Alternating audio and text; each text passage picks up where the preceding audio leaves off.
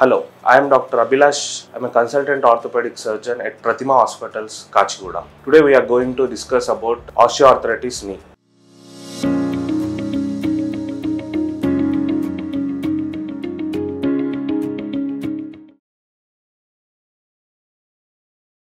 మోకాలు అరుగుదల గల కారణాలు ఏంటి? మోకాలు అరుగుదల అనేది ఎక్కువ శాతం మనము వయసు ఎక్కువ ఉన్న వాళ్ళల్లో ఓల్డ్ ఏజ్ రిలేటెడ్ ఆస్టియోఆర్థరైటిస్ అంటారు, వాటిలో చూస్తూ ఉంటాం.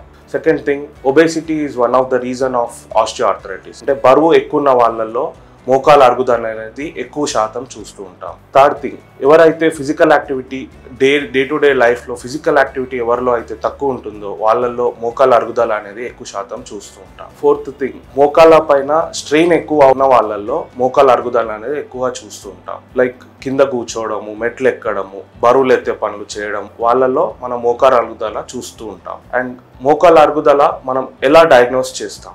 మోకాలు అరుగుదల అనేది ఎక్స్రే తీసి మనము చూస్తాం. మోకాలు అరుగుదలలో 4 స్టేజెస్ ఉంటాయి.